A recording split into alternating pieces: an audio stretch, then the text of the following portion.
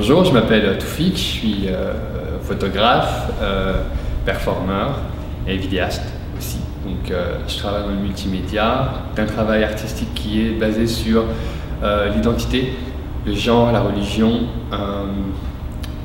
aussi le féminisme, venant d'une culture qui ne l'est pas du tout. Je trouve ça intéressant de m'y attaquer. Voilà, en fait, je suis à Montréal depuis 9 ans maintenant. Voilà. Et j'ai commencé mon processus créatif 2 ans après, donc en 2005, j'ai commencé à créer. J'ai été foncièrement inspiré par toute la question identitaire qui est complète au Québec. On se questionne énormément sur qui on est, ce qu'on fait, où est-ce qu'on se dirige. Et je m'étais retrouvé face à des questions que moi, je n'avais pas pensé être pertinentes pour moi.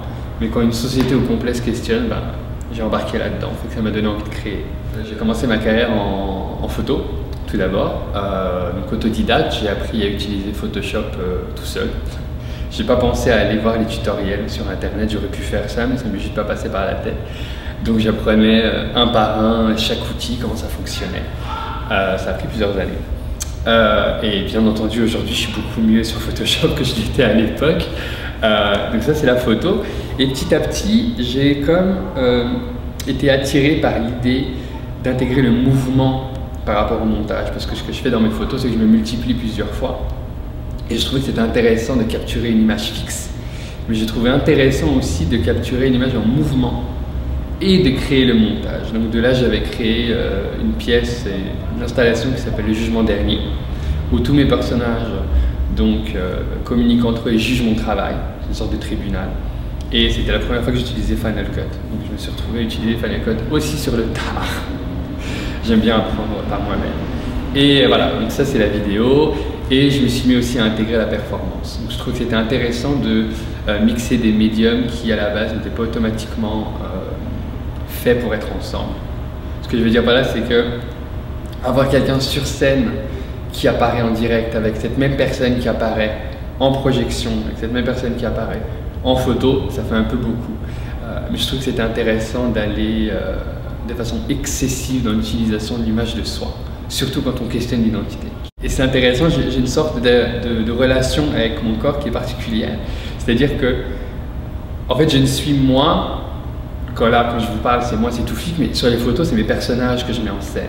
Alors, soit ça peut être un mode de, comment dire, une façon psychologiquement d'éviter d'assumer les images, ce qui n'est pas trop le cas. Je pense que c'est surtout le fait de créer des personnages pour aller plus profondément dans la réflexion. Je pense que si c'était moi sur les photos, ce serait plus répétitif. Tandis que là, ce sont des personnages. Ça veut dire que c'est pour ça que j'arbore des perruques ou des tenues, ou même la barbe, par exemple, qui change. Pour certains personnages, ça me permet foncièrement de pouvoir aller au bout de la logique.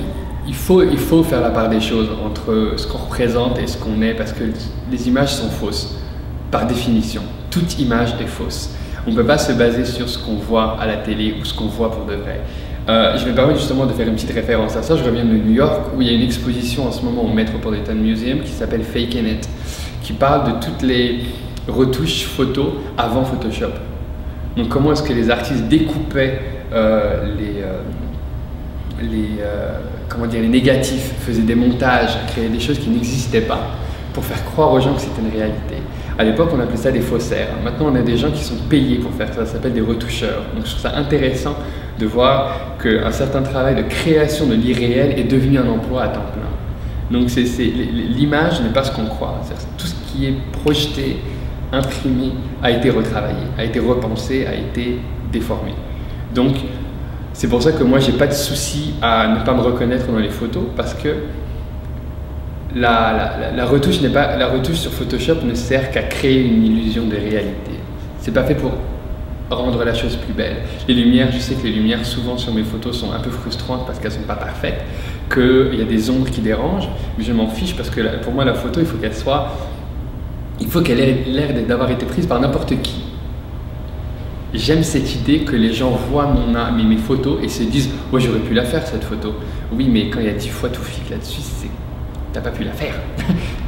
C'est aussi simple que ça. Et j'aime cette idée-là. La vidéo, le mouvement crée une temporalité. Donc avec des mouvements, on peut exprimer d'autres choses qui passent par le non-verbal. On le comprend quand l'image est fixe, on comprend mieux quand l'image n'est pas fixe. C'est pour ça que je suis passé à la vidéo. Et la performance, je trouvais ça super intéressant d'aller justement face au public. D'essayer de jouer sur tout ça face au public avec un physique qui justement prête à confusion. D'où mon personnage, Ludmilla Mary, qui est cette femme barbue qui porte le voile mais qui n'est pas musulmane et qui a une biographie inconnue. C'est le seul de mon personnage qui n'a pas de biographie en tant que tel. La feuille est blanche, c'est aux gens de faire ce qu'ils veulent avec. La soirée qui a lieu, les représentations qui auront lieu au Studio 303, c'est donc on est 4 artistes différents, mais c'est 3 pièces. Il y a 3 autres femmes qui le font et moi. Et c'est vraiment des pièces sur la femme, le féminisme. Personnellement, je suis hyper honoré de participer à ce genre de projet parce que j'ai un respect énorme pour le féminisme, surtout que je suis en train de l'apprendre et pas à peu près au Québec et je trouve ça bien plaisant. Donc ça me fait plaisir de savoir qu'on me donne la chance de pouvoir présenter une pièce dans ce cadre-là. Je pense pas qu'on m'aurait demandé de faire ça si on ne savait pas que j'avais un très profond respect pour la femme et pour le féminisme en tant que tel. Donc si je peux apporter quelque chose à travers mon art, si je peux apporter ma petite pierre à cet édifice, je suis ravi.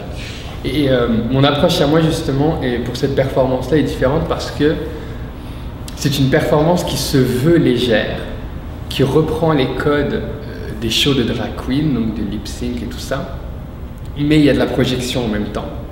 Il y a des messages qui passent à travers les chansons qui ont été choisies. Donc ce sera vraiment au public de tomber et ne pas tomber dans le piège du show de drag. Et là, c'est à lui de voir.